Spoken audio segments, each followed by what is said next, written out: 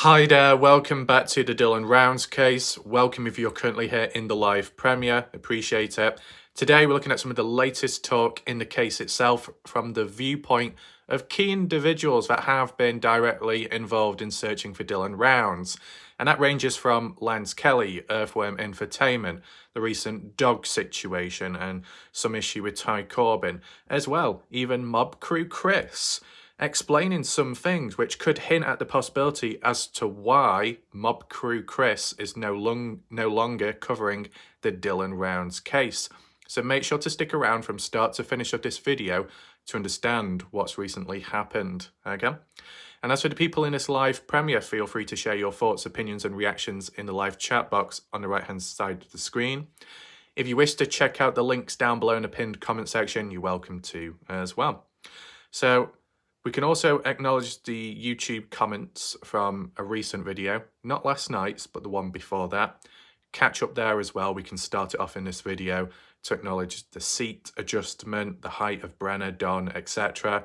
and just strengthen that discussion, because there are certain discussions in the Dylan Rounds case that are still valid to this day, but they might not always get talked about. So we can always refer back to it at a time and place. Right, the consistency and frequency in talking about something at times can lead to some kind of answers, right? Let's just say that. In general, I just want to give a general shout out as for last night. There was around 40 to 50 people watching the live premiere last night, and almost every single person that was viewing it was simply watching, listening, and that was it. Couple people in the chat, which was all fine. Not really any resistance, at least at the time. Perfect. Perfect. If there's anyone that did not watch the video, whether you're new to this channel, new to the case, or a returning viewer, make sure to catch up on last night's video. It's one of the most important, critical ones yet within this case and community, and it might just help you for the future, okay? But it's just good that people were able to focus. Will I be re-uploading the video now, considering how it went last night? Probably not.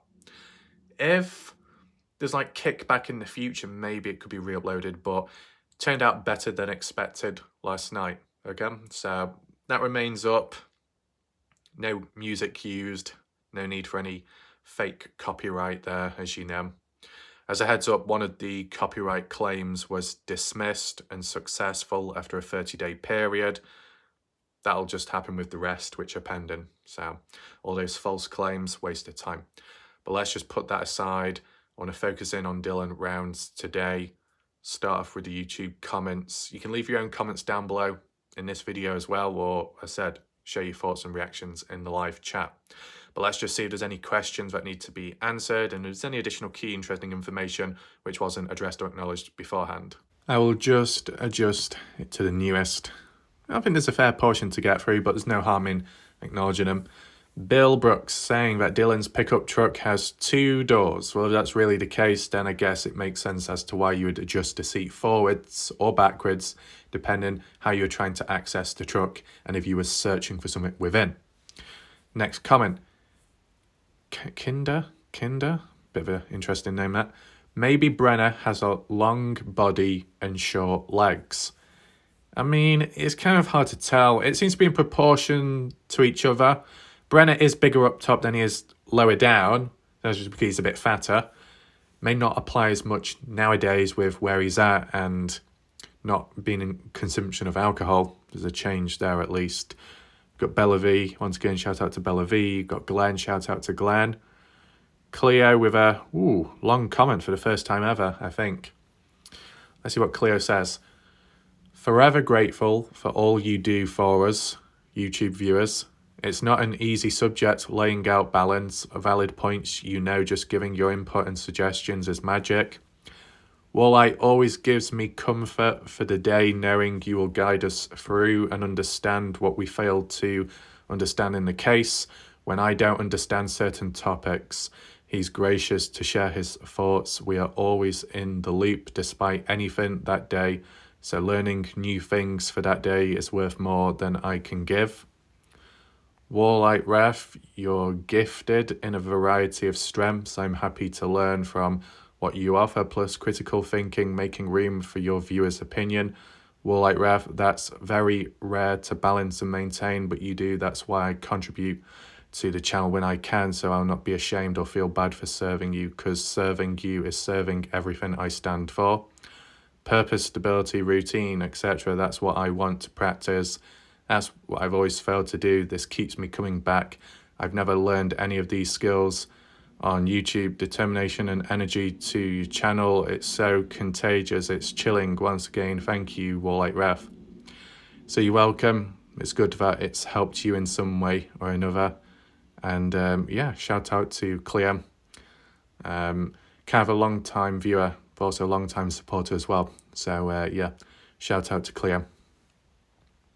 Hopefully this was the comment you were referring to, Cleo, regarding acknowledging, as said, kind of on the backlog when it comes to looking at certain comments, because I've had to catch up recently. So there you go.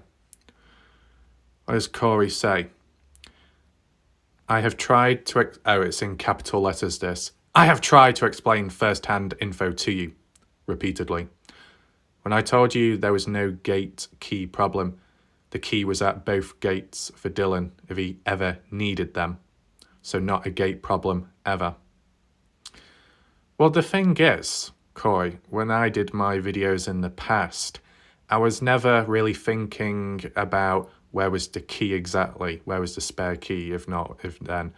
Saying that there's some spare key, but it's not an issue, it's not the end of the world. I mean, in the past, when you could consider I didn't know as much, and my stories, my recreation of things, I was just assuming that Dylan Rounds got down to the gate, made a call as a breather to take a break, and then proceed onwards in some way or another, regardless if the gate was locked or not, by looking at actual photos which were provided by other people, such as JLR, credit to him. At least he was able to provide actual photos of what the gate looked like. So upon viewing the gate such as that, whether it was locked or not, irrelevant, it's a flimsy gate. You could drive over it, you could fold it down, etc. And then a couple of other people suggested that as well, Montello locals. Those individuals, including JLR, were helpful in that. But what it reverts back to is the fact that when I was telling my story and I was recreating it at the time when maybe I was limited with information and material, I was still technically right in terms of the possibilities of how Dylan could proceed onwards. And even the viewers on my channel, some of them suggested the same thing, which turned out to be the case. So it's under control there at least. Anyway, where else are we at? Corey says the grain truck was driven over to the shed by Brenner on Saturday mid-afternoon when Don and Brenner and Don's son went over to look for Dylan. There was no way to park the grain truck in the tool shed at all. That is why it was only backed up to the opening. But the thing is, it's been said in the past by Candice Cooley, the family, that the grain truck would be sticking out. That's why it was reversed into the shed. As long as the back end of the truck could be parked in, so the seed could be protected, that's what mattered. It's not about reversing it into the shed so it's completely concealed, but doing it as best as one can to protect the seed. Hence why there's no doors either on the grain shed property. So it's just more ease of access. I'm aware that there are bits of junk and stuff in there which could have been a bit of a roadblock obstacle. Even Justin Rounds. Yeah, we're talking about Justin Rounds all of a sudden. Hallelujah. He said himself, I believe it was in the documentary, but also in previous interviews, that when it came to the grain shed and a horse gate which went across the grain shed property to keep the horse in, that when Dylan supposedly was reversing back into that shed, possibility that Dylan broke it. I mean, we've seen it on its side, leant up against the inside wall of the grain shed property, so it implies a dent. I guess my question would be, and it's never been answered, and I don't think it's ever really been questioned on my channel, is, besides the damage to Dylan's pickup truck, which was sustained before Dylan's disappearance in the past, what about the condition of the grain truck itself, right? If we wanted to tie two things together, the possibility that Dylan backed into the horse gate of the grain shed Is there any damage at the back of the grain truck? Any dents? Besides the dent in the horse gate fence, what about the grain truck itself? Is there any damaged paint, scratches on the back? That's never really been explained, and I'm interested. Does anyone know about it? If so, feel free to share your thoughts down below, okay? Let's continue reading. 90 acres of seed was planted from about 5:30 p.m. until about 12 midnight, or maybe a little after. This is because Dylan called John as well, left a text message about 3 p.m. or afternoon when he stopped in Murtaugh, Idaho, close to Burley, Idaho. It would have taken him about an hour and a half to get back down to a farm he was driving his pickup at that time. Dylan parked the seed drill and tractor and grain truck up to the edge of the field near his camper at the time. There was about 30 acres of seed left in the grain truck, which had a tarp over on it. Yes, I remember about the tarp, but still, in the general scheme of things, if it's raining, that tarp will only cover it for so long. From that time on until Karen received a text message, Dylan could have been kidnapped. From the time he stepped out of the tractor, Chase was camping at Lucin Pond, hiding from the Wadsworths, who had threatened to kill him. Chase sometimes Wednesday night or before, after Dylan told Kurt he had given Chase a ride to Montello about 1.5 hours or two later. Chase's father came and got Chase Wednesday night. It seemed Robert then went and got Chase the next day and drove him back to Montello Lucin Pond. Chase's girlfriend received a call from Bridget, Chase's son, late Friday night to go get Chase. Tracy drove down to Snowville, Clinton area Saturday, drive down about 10 hours to Utah, and picked Chase up about 11 p.m. Saturday night and drove straight back to the home in Montana. Chase only stayed with less than 24 hours until she called Chase's father to come get him. Chase's father did come and get him that same day. The phone was found in Lucin Pond, a few feet away from where Ty Corbin was standing when Ty followed the LE out to Lucin Pond. Tell me how your timeline is adding up compared to mine, or is there a blind spots? Most likely. Please note, time-lapse video is several independent singular photos pushed or replaced in between each other, slowed and tagged together to make a video.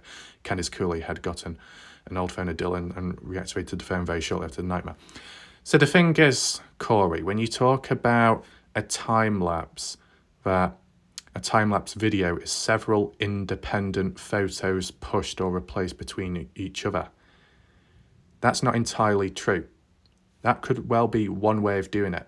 Corey, you need to understand that I have done my own high-end, pretty good quality time-lapse videos of the sky and the clouds when a storm has come in, when clouds have passed over.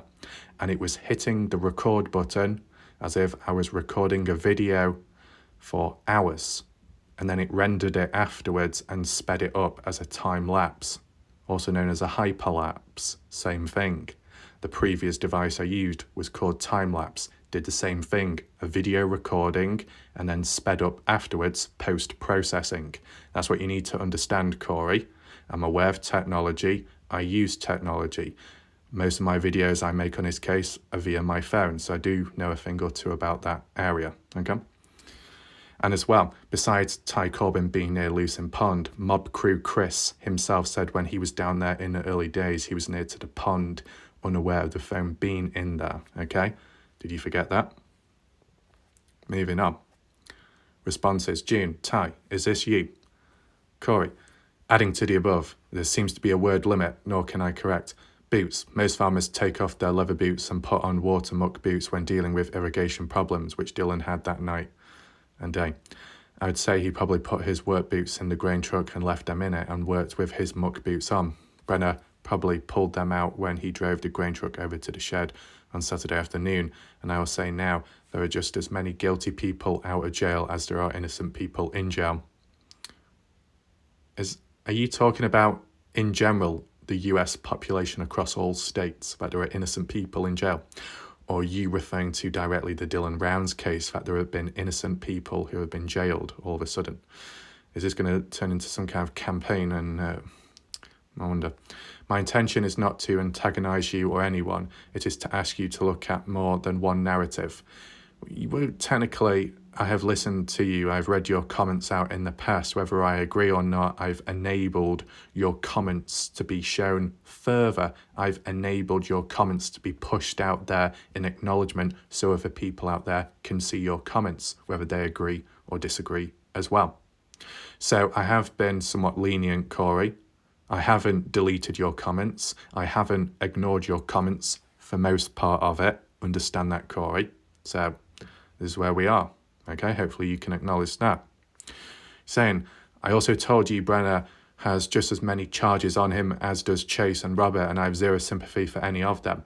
I mean, you tell me about those charges. Corey, I've done like little background checks here and there. I've analysed past articles of the likes of Chase, Robert, okay, Brenner. I looked at the year in review 2022 Elko, the crime articles.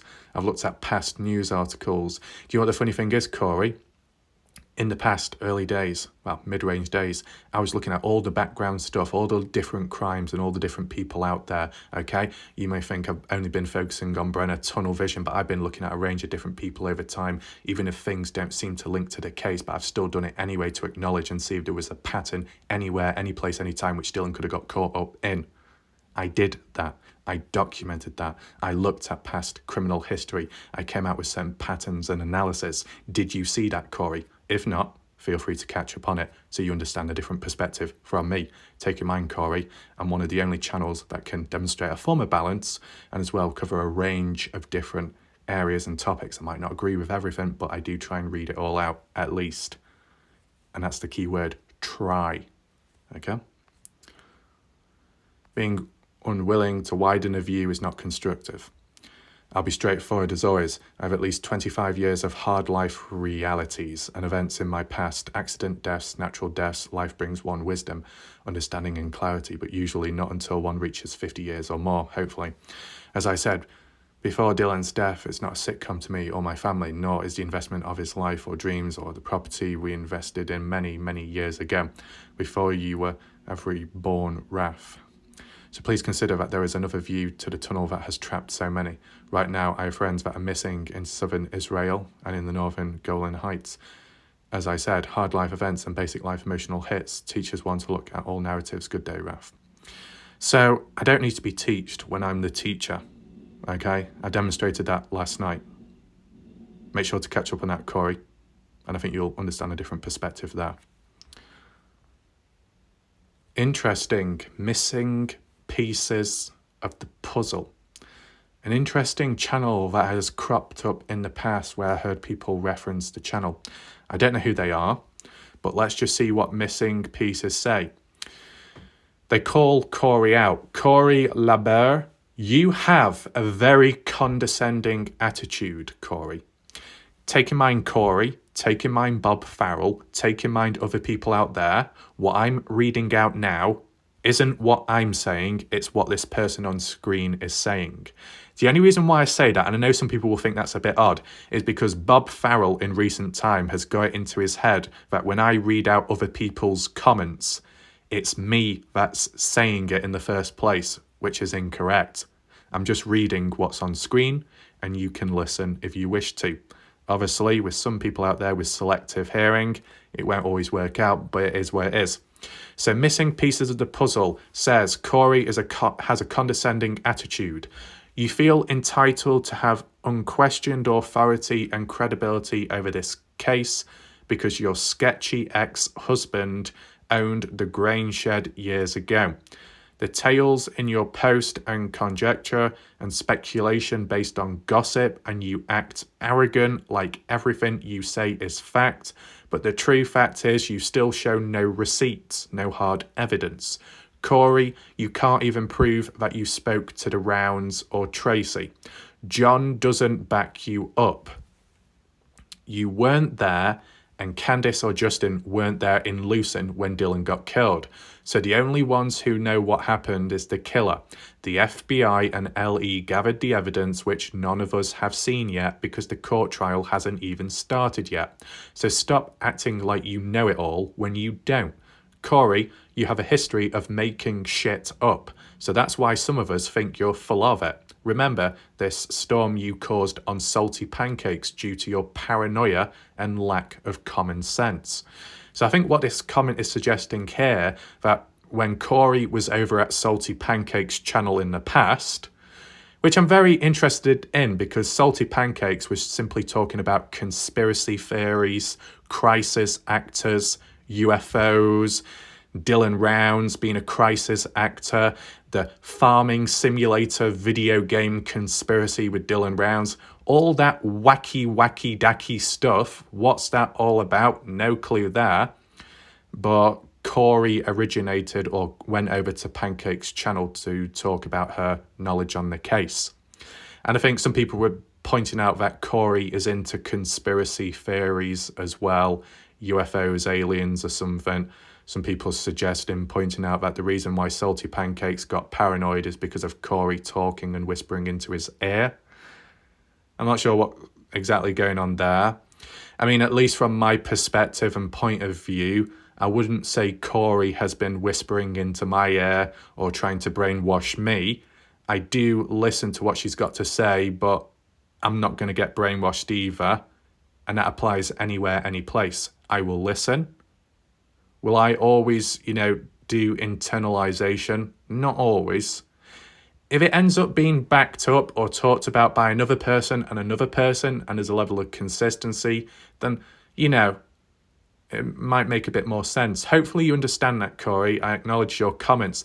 The one thing that I will say, Corey, is I appreciate that you take the time to leave those comments on my channel because I know it probably takes quite some time to type out. But that aside, I'm just simply looking at all the comments here. Okay, there is a link there. I'm not going to click on it just because, I don't know, copyright or, it'll take me off and redirect me to a different video.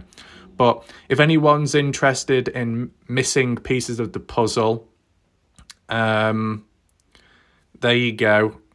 Can I click on it? Okay.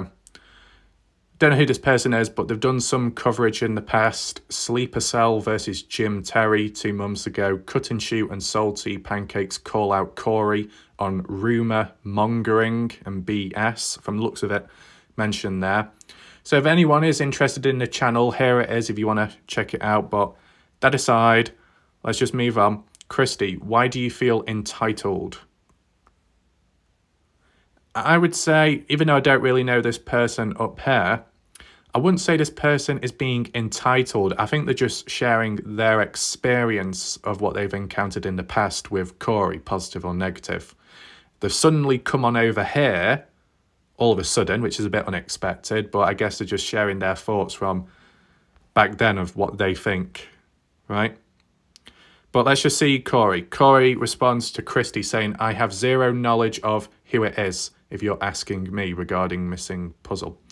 But it is immaturity of this person as Cut and Shoot, Taylina, or Mike and Kaylee, or whoever missing of puzzle is without knowing the full history and connection of people. Myself and Rob Robertson dealt with that, and the family name of Robinson and Robertson and their connection with me. Should I ask anyone if they own the property Dylan was farming, or if they helped Dylan set up an agricultural farm loan with Larry, or forfeit payments, or invest in attorneys and or investigation teams? Or should I ask anyone, did they lose thousands of dollars and a good hard-working, honest young man and friend, who we knew longer than 6 weeks?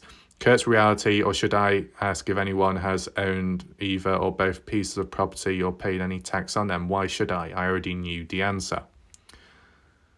Okay, there's quite a few comments. Let's continue. Corey responds to June saying, no, I'm not Ty Corbin, I assure you. And at least he uses his name instead of some aka fantasy fake IP. I mean, Ty Corbin, technically it's not his official name though, is it? Because he has a different first name, which isn't mentioned on here. But maybe the official name is shortened for Ty. We're not going to get too deep into that part because I know other people may have done and it just gets messy. Anyway, Corey says, odd that I have so many reasons to use a fake name but have not from the get-go. Far more reasons than anyone on any YouTube platform, but I choose to be honest rather than hide and pretend. That should count for something in this world of fantasy and mental pretending of non-intrusive issues. Wow, there's a lot here. What's this one? Corey responds to missing pieces of the puzzle. Would you use your real name instead of aka my ex is an upstanding sound individual? What? Oh, I thought she said Mr. X. I think she's saying her ex-husband. Is that what she means? Is an upstanding sound individual. He backs me up 100%, always has. You do not know how long we own the shed property or Dylan's property, and in fact do until it is paid off, or the people who had work out there or why. Or the business agreement with Chechio or Rounds. You do not know the timeline of transferring or financial investment. You do not know Rounds or Dylan, nor do you own any of the property, nor did you pay the taxes. You have not hired attorneys or investigation team to find out anything about Dylan's kidnapping murder. You only come back is Mike Irma and me questioning Rob Robertson, IP, also known as name Ranger, and or if it was related to GR. Have you lost anything in this nightmare? Anything? Maybe some wasted time or lack of focus due to your bipolar illness? You can try and make yourself relevant in Dylan's case, but that, my dear, would be a lie. You do not know John or me personally or anything about Dylan. So please refrain from attacking and insulting. Please, or better yet, just stop. I'll pick up the phone and call John right now and ask him if he knows you or if you have talked to him. And then we'll call Larry or Justin and ask them as well. But that would mean I need a real name from you. And finally, Corey says, I'm sure you realise people own property all over the world for investment and do not live in those areas. We own property in other countries and do not live on them. But that said, we are very aware of the people around the area and behaviour and events in every one of them.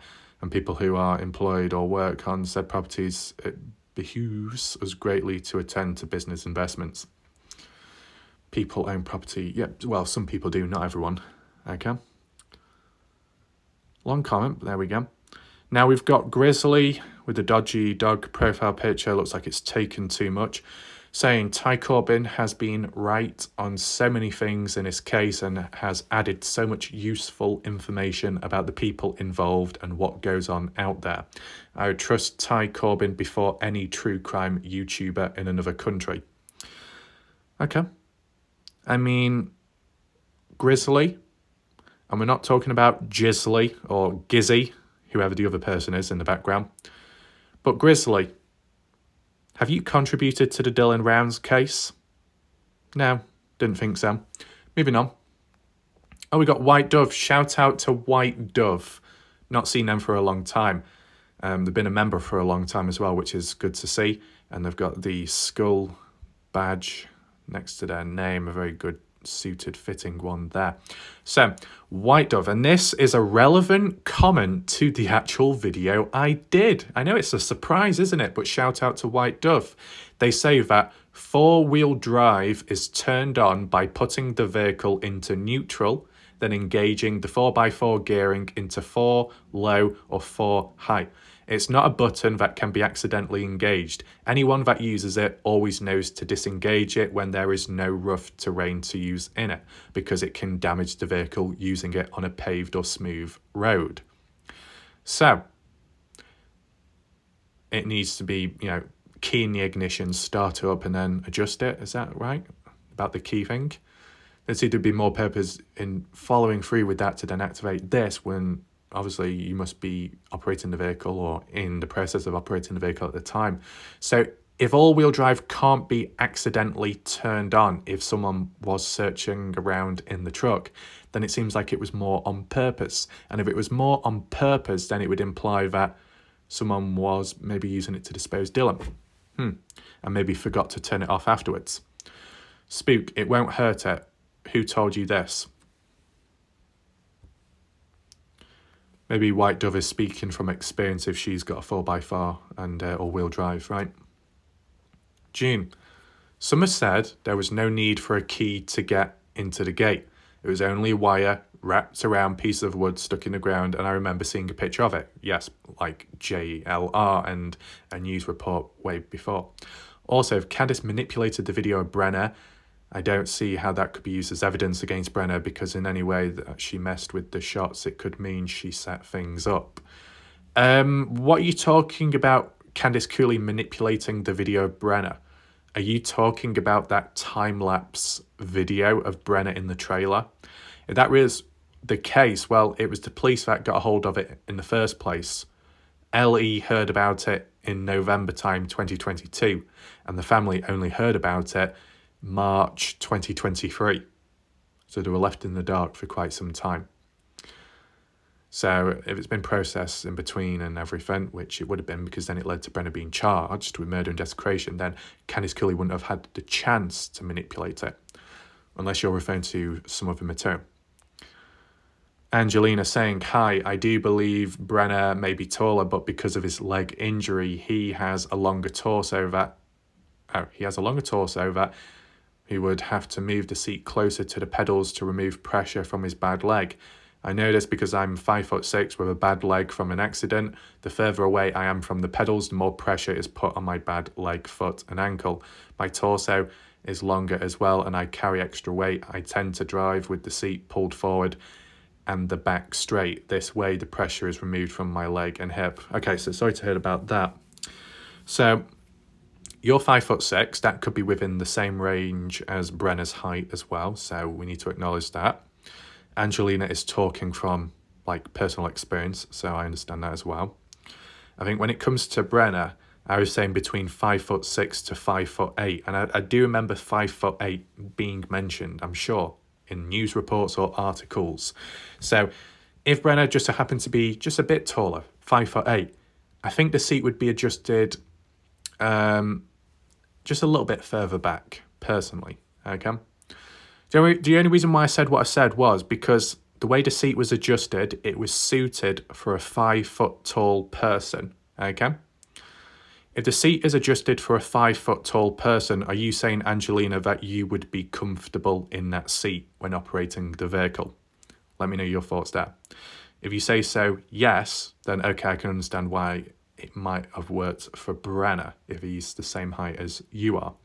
But if Brenna was 5'8", because that was a figure I do remember hearing previously, then maybe the seat would have been adjusted, even if it was just a little bit backwards, a bit more backwards.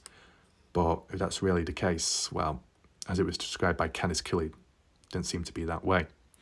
That's why I'm questioning, is there anybody else who is smaller than Don Hatley, smaller than Brenna, who could play a role, okay? And it might be already named characters we've looked at already, or, you know, people have gone through the rounds of mentioning this person and that person as a suspect.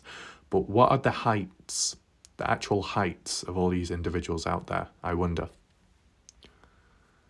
Badger Life saying, for your information, you're not alone. Now Bob's gone after me. He wants me off YouTube. What a way to treat his elder. Okay, so I think Badger Life addressed that last night as well, so I understand now. That's unfortunate, but I guess that's the thing. That's the true crime Dylan Rounds life cycle, as we discussed last night.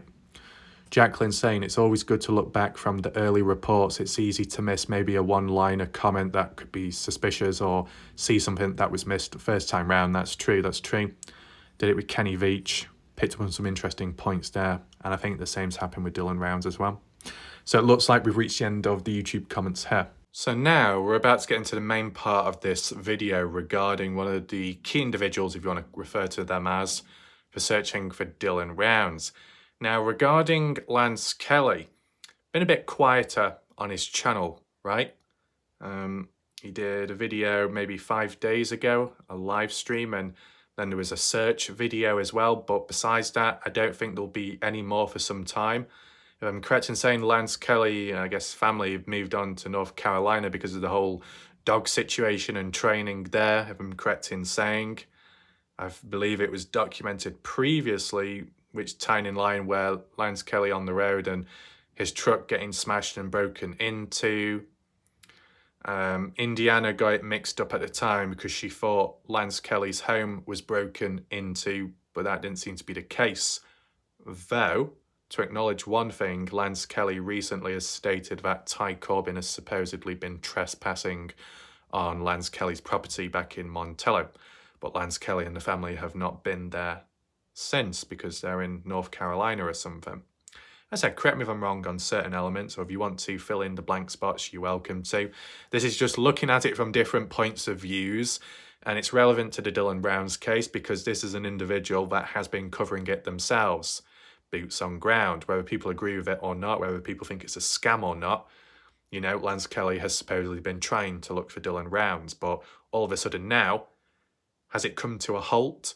Kind of. I believe the way Lance Kelly worded it was, I'm going to upload one more search video for the upcoming week, and then that's it. And then the other videos that come after that will be little clips of the dog training and the process there, which is away from the Dylan Rounds case and area. So if that's really the case, I don't know how long it lasts for, 6 weeks, months, I don't know. Let me know your thoughts down below.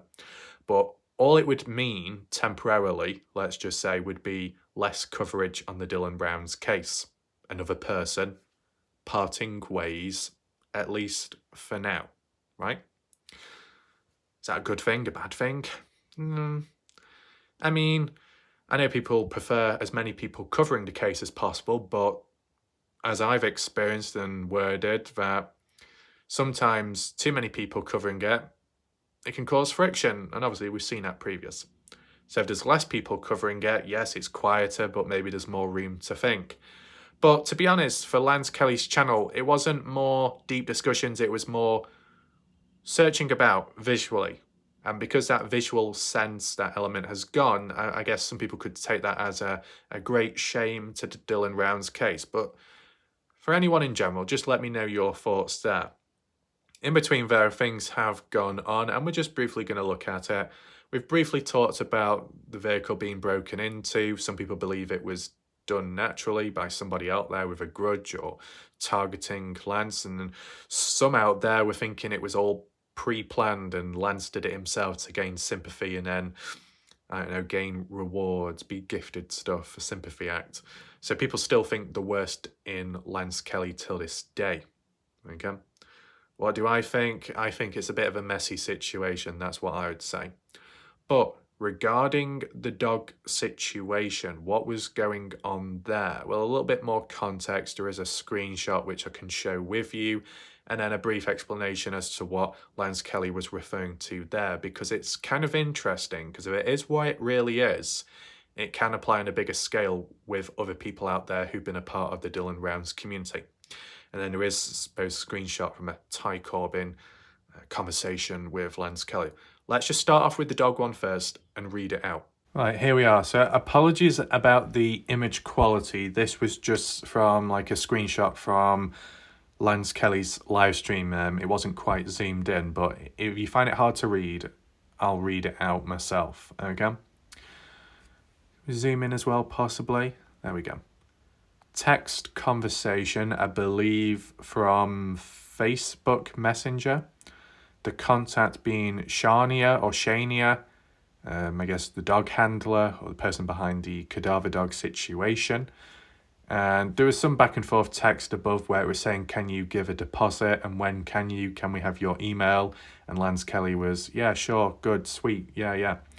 And then a bit afterwards, Shania responded to Lance saying, I wanted to inform you that due to receiving multiple phone calls and emails and messages with concerns regarding the future training and care of the dog, my boss is not comfortable with us continuing with the sale of Hydra to you.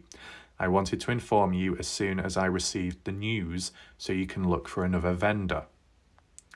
Response-wise, Lance says in blue, you have to understand we have a YouTube channel and have been systematically stalked and harassed by an individual. In this situation, Lance Kelly is referring to Ty Corbin, as he explains later on in the video.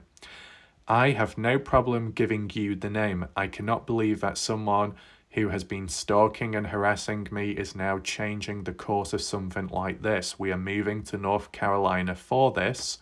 I would really like to speak with you and Jason at your earliest convenience. Now, I think what's currently happening now is Hydra is no longer happening, the dog, but they're seeking out another dog out there near or within North Carolina. So it's not completely dead in the waters, this whole training thing. But really, if it was, it's kind of an awkward situation. And if for whatever reason they weren't able to get a hold of any more cadaver dogs, or if Lance Kelly, the family, tried reaching out to every vendor out there and somebody or some people kept phoning these companies and groups up and giving a bad word or saying what they know or think, and Lance keeps getting rejected, what happens to all that money then that was raised through the GoFundMe? Does it get returned back? You know, if for whatever reason they can't get a hold of a cadaver dog and it all falls through, let's just say on the basis of out of their own control, then what do they do with that money then? Where else can it be used? Does it get returned back to the people that gifted it in the first place, or does it get spent elsewhere? Because it's the thing, originally people were a bit suspicious. Other people, not so much me, but just other people in general, that were suggesting that all this GoFundMe money on multiple times, that the money was not put towards a cadaver dog, but more so equipment, a car parts, repairs, etc. So there wasn't much transparency. Is that 100% true? I don't know. I've not looked too deep into it, but that's what some people think, at least, okay? There'll be other people out there, though, that do support Lance and believe he's genuine, so it's kind of divided, okay? It's just one of those situations once again. But if you've got people calling in, giving someone a bad word, a bad name, kind of like a negative reference, going behind someone's back, reaching out to that contact and giving them negative inside information, let's just say, about the background of that character. And likely that person that was reaching out to the contact is going to be then rejected, like how it's been worded here. So from the looks of it, is there 100% proof to prove who was the individual or individuals that called up, contacted, messaged Shania and his vendor back in North Carolina? Well, at least here, and at least from what I've seen, there's not enough proof to directly pinpoint who's responsible. But Lance Kelly firmly believes that Ty Corbin is the one responsible. Now, I just want to add on with some additional thoughts. The reason why this applies in general in the Dylan Rounds case and community is that over time, whether it be resources, contacts, groups out there, companies, or people who work for someone, those that have got tied up in the Dylan Rounds case and have had drama, falling outs with one another, one person's ended up contacting the other person's boss at work and then getting them fired. Then the other person's resorted back, or somebody else has resorted back to then exposing someone else's personal details or sensitive information. And it's gone back and forth. All this constant going behind people's backs and contacting somebody else that's linked with that individual. It's like outdoing one another, back and forth, endless. It's not always just one person, it can be multiple. Like the times where people have supposedly said that the only reason why their channel has been terminated from YouTube is because of a mass strike, a mass report, that it's been coordinated, etc., etc. Now, at least the way I see things, there's two differences. Like, there's a difference between getting everyone and saying, hey, everyone, I want you to do this and I want you to do that. Do it now, no question. That's kind of coordinated that and as well forced. But a natural version, which isn't a problem, is if you was to say, hey, everybody, I'd like to inform you about a current issue which is harming this situation.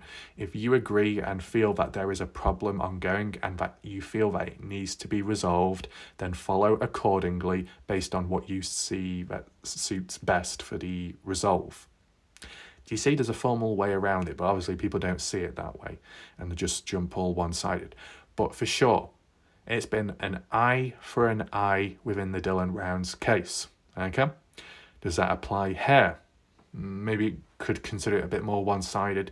You know, let's just word it like this. Lance Kelly has done his own videos and live streams in the past of exposing Ty Corbin in certain ways and saying and showing unreleased footage. You remember that unreleased footage in the past of Ty Corbin and Lance Kelly, the way Ty Corbin was talking or getting angry at his dog or being a bit forceful or wanting to be on camera? That's what Lance Kelly was pushing, that idea. That's what Ty Corbin was like behind the camera, and released that unreleased footage.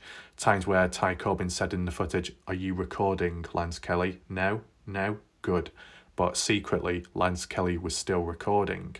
So even if Lance Kelly and Ty Corbin way back at the start were working together, clearly there was a lack of trust because Lance Kelly was technically secretly recording secretly recording Ty Corbin at times during the searches out there.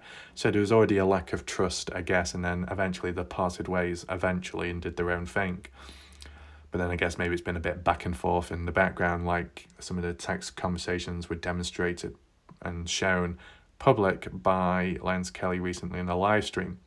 But whoever the person is in the background or people responsible for this, you could interpret it and suggest that it's kind of like reducing those opportunities and chances for Lance Kelly to be able to do the cadaver dog thing, which then maybe some people interpreting it wrongly could then be pushing their idea correctly as if, oh, well, it's been delayed and it's been pushed back constantly, so then it must mean it's all fake and a big scam.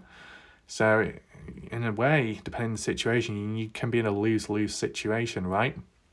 If you have falling outs with people in the case, and you might give and take, then you also may face consequences at a later date, which then prevents your opportunities from going forwards and doing stuff. So is Lance Kelly being dragged down in a way, I guess, but Lance Kelly did say there is another dog out there which could be up for training and could be given to them down the line, so not all hope is lost yet.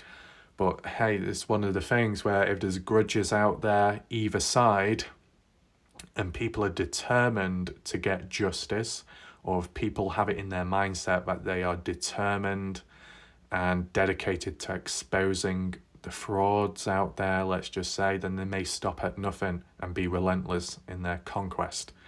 You know what people can be like. So I just wanted to share this with you as for an update regarding the dog situation, because I know not everyone would probably be, catching up on this on Lance's channel. So it's just to, I guess, share it from a certain perspective, just like I've done with Corey, what she said, just like what I'm doing here with what Lance Kelly has shown here and highlighted. Now, maybe some people could say the text conversation is fake or that Shania is some random person, but I'm just showing what's been shown, okay? Just like a bit of material. At least it's visual, right?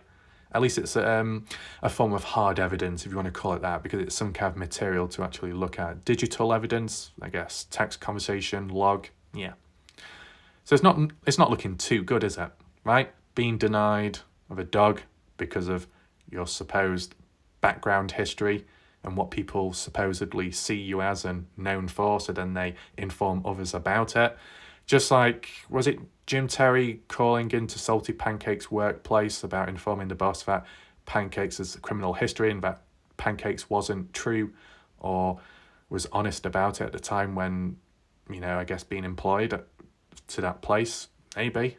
I said, I won't know everything because I don't go too deep there because I'm focusing on the case, but I'm just giving examples, besides the situation with Lance Kelly, to put into perspective how it does apply on a wider scale within the case and community. For the next screenshot, so it's a bit clearer to see, this is on Lance Kelly's channel, posted 4 days ago now, the text conversation between Lance Kelly, Ty Corbin. Now the caption above says, "This is the text from Ty Corbin saying he will hunt down and shoot dogs he thinks are wild.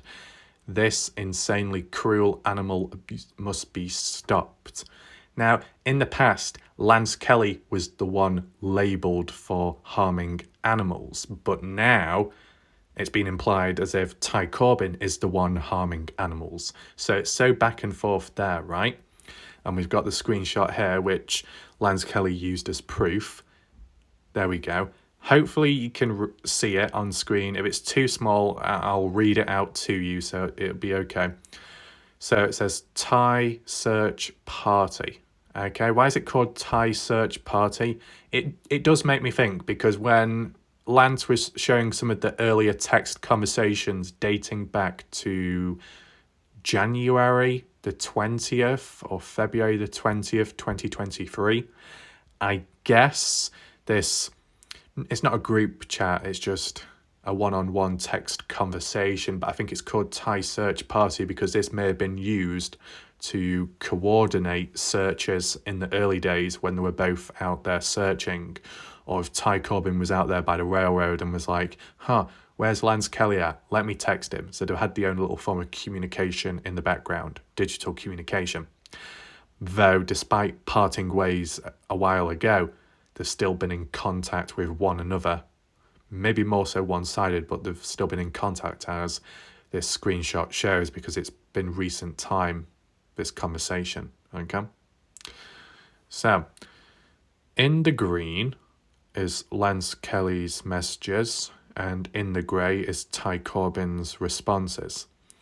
So Lance Kelly says about, there's no right to harm any animal you deem wild. I told you to stop trespassing on my property and contacting me. Ty Corbin responds, you texted me, asshole. The dogs I will hunt down and shoot them. You keep saying don't contact me, but you're the one texting me back. Lance says, I text you a reply saying to stop contacting me because I've said this multiple times to you and you continue to text and harass me. I have proof you text me first. You do not contact me or trespass on my property in Montello. Ty Corbin responds back, you mad, bro? Lance says, you trespassed, bro. Lol, worried about going back to jail. I don't want convicted felons trespassing on my property. Ty Corbin, laughing my ass off with an emoji. So one person seems to be taking it more serious than the other. And then there was a few more text conversations, screenshots, if you want to look on Lance Kelly's latest live stream if you wish to. At least from looking back at the images, it does seem like that Ty Corbin was the one to continue messaging Lance Kelly throughout the different months. Because as I said, one was February or January 20th, 2023. Then the next one was another date, May time, maybe June, September, and then recently. And it's mainly been Ty Corbin starting the conversations off. So even though they've parted ways, there is still communication going on in the background, and Lance Kelly has brought it to light. So Lance Kelly has also stated that supposedly Ty Corbin has been trespassing on Lance Kelly's property in Montello. Now, Lance Kelly and the family aren't in Montello at this moment in time. North Carolina, they're at. Well, they said they were. So that means their property in Montello is kind of abandoned. So what happened to all the farm animals? Ty Corbin stating that there are dogs belonging to Lance Kelly at the property, but Lance Kelly's saying that they're not dogs and there's no dogs. And then Ty Corbin saying, well, if they're not, then there must be wild dogs, so I will put them down. My question is, do you need to be putting down any dogs out there unless they deem as a threat, right? Maybe if you were out there in the open minding your business and then wild dogs or just some form of dogs came running at you, charging, attacking, then probably you would shoot back or fire a warning shot to defend yourself. But if they're not attacking you, then is there any need to shoot or put them down? I mean, if people in the past were so passionate, and I think Ty Corbin mentioned it as well about Lance Kelly supposedly harming animals, other people on channels, more viewers, saying that Lance Kelly was eating animals or making food out of them. I don't know, it seems a bit all over the place. But if people were so passionate about reporting Lance Kelly, getting in the animal protection services or something, then why is Ty Corbin saying, oh, well, instead I'll just shoot the dogs? Why not call some animal protection service if supposedly they've been left out there or abandoned? I mean, are people thinking that what Lance Kelly has done is similar to Chase Venstra, leaving dogs out there or something, or leaving the chickens and the chicken coop out there to just die? I mean, what's your thoughts on that? Or with the farm animals moved on? I'm just wondering, did Lance Kelly move the farm animals? Because I don't think he would have been able to take them on the road trip to North Carolina. I don't think Lance Kelly would have had ducks, goats, or sheep or something, whatever the farm life is, in the back of his vehicle. So were they sold on? Is somebody else looking after the property? What's happened to the farm animals? Besides the crops and, you know, the bits of vegetables growing out, the vegetable patch, what about the ducks and if there's chickens or cats or, you know, whatever animals are present, where have they gone? Just out of interest, does anyone know? Feel free to clear it up. Quick look at the comments. Amanda, as someone else has said, make animal control aware and the police as well. It was the first thing I did right after he said he was going to shoot dogs. He sounds like he has a lot of anger, Lance. Keep your family and yourself safe. Oh, the insanity. Please stay safe, Lance and Kimber. Praying. He has some serious issues going on. He gave me the creeps right from the start of you being on Earthworm's channel. That aside, you, Kimber, are awesome. Why is he harassing and stalking you? I don't get it. I'd see a judge about a restraining order. Dealing with a bully only takes a bigger bully. Right? Make animal control aware. This is messed up. Wow, pack of wild dogs can be quite dangerous. Earthworm saying, so you call animal control. You don't hunt them down yourself. What if he wounds a dog and they die a horrible, painful death because of him or could easily be rehabilitated? This is not okay. I don't know if you'd say Lance Kelly is a bit biased when it comes to dogs. I know just in general in life, sometimes dog lovers can only see it from their side and not understand it from other people's perspectives. Doesn't always happen, but it can. All I would say is, if you're in the wild, hell, if you're in general public, no matter where you are, and you get an aggressive dog charging at you, you should be able to defend yourself. That's all I'm saying. Just like if a human came running at you and was attacking you physically, you should be able to defend yourself. As long as you don't start it, as long as you don't, strike first, if you're defending yourself, that should be acceptable, both human-based and animal-based. Now, from the looks of it, the way it's been worded here, though, Ty Corbin is saying, I'm going out there to shoot them. So he's already been out there to see them, now he's going out there to shoot them. Has he been attacked yet? Not from the looks of it. So is there a need to shoot them? Probably not. But if you are out there searching, if you came across a mountain lion, maybe you would shoot it or fire a warning shot to defend yourself. Look, end of the day, when it came to the Kenny Veach case, and it's to do with wildlife at the end of the day, mountain lions, yes, I know, mountain lions could be considered more dangerous or different to dogs. Yeah. But still, there's been hikers out there that did take firearms with them for personal protection, okay? They've not had to use it, but they did say that if they were in danger, they would do. So, just a thought and suggestion there. At least for Lucin, Montello, I don't think any shots or, weapons have actually been used when searching for Dylan. It's just been there as a bit of added layer of protection. And I guess it could apply to humans as well, because if you've got these areas where there's some shady individuals, you come in contact with them, wrong place, wrong time, it's always good to have some kind of backup with you, I guess. But all in all, the way it's portrayed here and the way people are thinking is that Ty Corbin, in the mindset of other people, is an unstable, angry individual. At least from my experience when it comes to Ty Corbin, I probably won't come down to the same direct conclusion just simply because my experiences have been different, maybe to other people.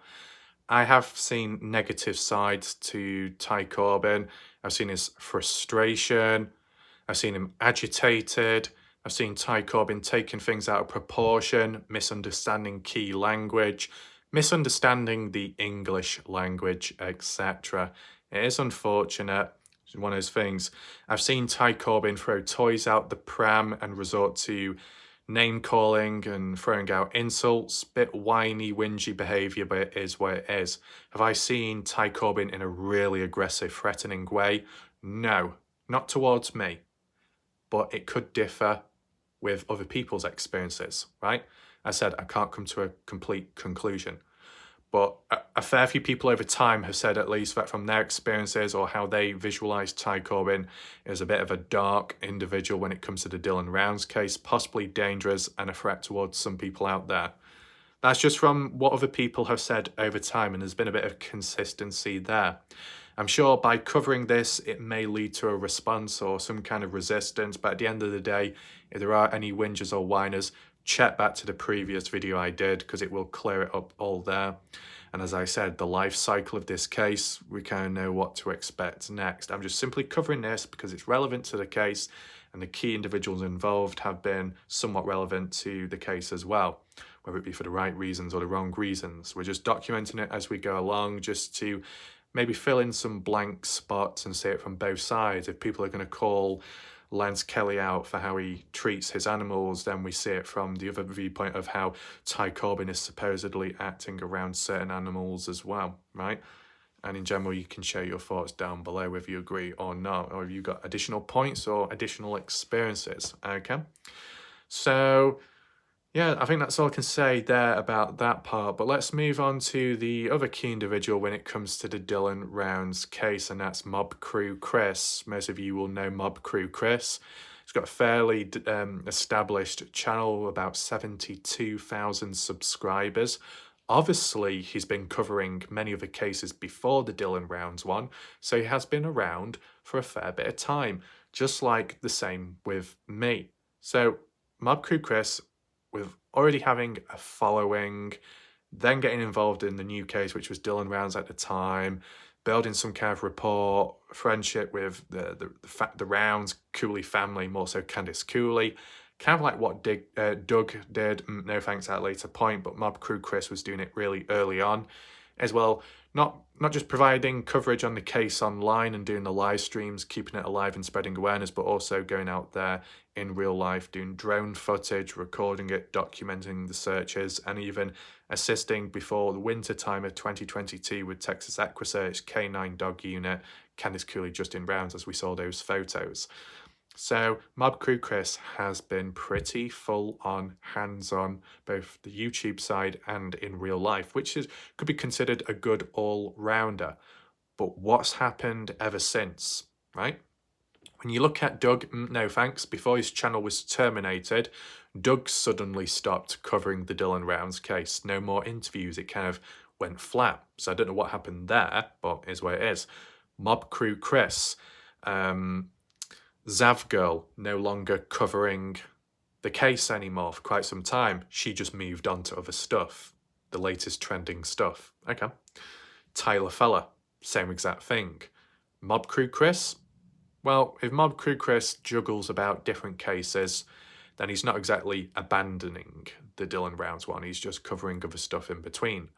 But from what Mob Crew said just recently, and I think it might have been his last live show he did a couple of days ago, or just before that, Mob Crew Chris, towards the end of his live stream, returned back to the Dylan Rounds talk and the Find Dylan Rounds Facebook page.